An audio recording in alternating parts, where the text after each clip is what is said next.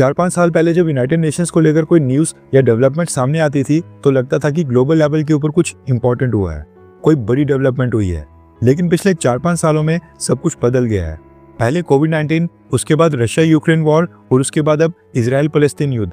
Global level के ऊपर ये जो 2-3 डेवलपमेंट्स रिसेंट टाइम्स में हुई हैं, एंड इन सब में यूनाइटेड नेशंस जितनी बुरी तरह से फेल हुआ है, उसने यूनाइटेड नेशंस की क्रेडिबिलिटी को हमेशा के लिए खत्म कर दिया है। कोई भी देश अब यूनाइटेड नेशंस को सीरियसली बिल्कुल नहीं ले रहा है। क्वाड, ब्रिक्स और ऑकस जैसी अलायंसेस लगातार मजबूत होने लगी हैं और सभी देशों को एहसास हो गया है कि जब उनके ऊपर कोई मुसीबत आएगी तब उनकी मदद के लिए यूनाइटेड नेशंस दूर दूर तक खड़ा नहीं होगा। अब जब तक यूनाइटेड नेशंस में बड़े रिफॉर्म्स नहीं होंगे तब तक यूनाइटेड नेशंस की क्रेडिबिलिटी एक फेल ऑर्गेनाइजेशन की तरह ही रहेगी।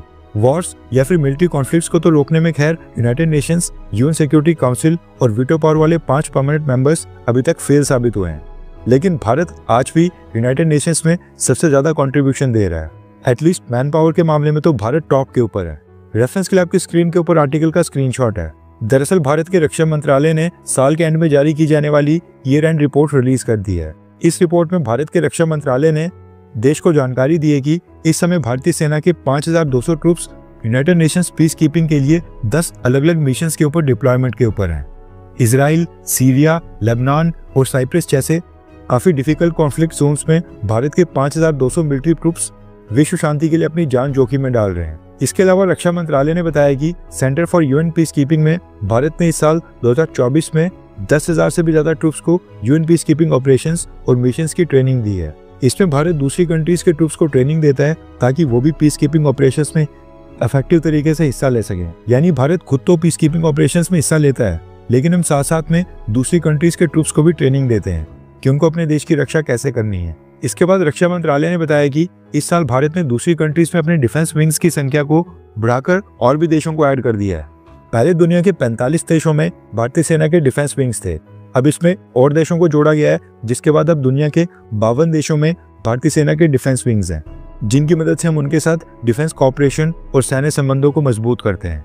इसके साथ ही रक्षा मंत्रालय ने कहा कि भारत इस समय दुनिया के 118 देशों के साथ डिफेंस कॉपरेशन एक्टिविटीज में हिस्सा ले रहा है। फिर चाहे ट्रेनिंग प्रोग्राम्स हो, सेमिनार्स हो या फिर किसी भी लेवल के ऊपर, दुनिया के 118 देशों की सेना भारतीय सेना के कांटेक्ट में है। इसके साथ ही रक्षा मंत्रालय ने यह भी बताया कि इस साल भारत ने दुनिया के बाकी देशों की सेना के साथ in total 39 joint military exercise में हिस्सा लिया है। दूसरी कंट्रीज के सैन्य मामलों में भारत ने मदद भी की है। इसमें श्रीलंका, मालदीव्स, मोजाम्बिक, सेचेल्स और मॉरिशस शामिल हैं, जिनको भारत ने डिफेंस असिस्टेंस यानी कि किसी भी प्रकार की सैन्य मदद प्रोवाइड की है। इसके साथ ही रक्षा मंत्रालय ने बताया कि दूसरी कंट्रीज में जो यूएन पीस कीपिंग मिशंस और ऑपरेशंस हो रहे हैं, वहां के लिए Bharat made in India defence equipment और भारतीय कंपनीज के व्हीकल्स को भी डिप्लॉय कर रहा है और कई सारे आर्मर्ड व्हीकल्स भारत से जा रहे हैं। खैर, आपको क्या लगता है कि यूनाइटेड नेशंस के लिए इतना कुछ करना क्या ये इंपॉर्टेंट है? नीचे कमेंट करके अपनी राय जरूर बताएं।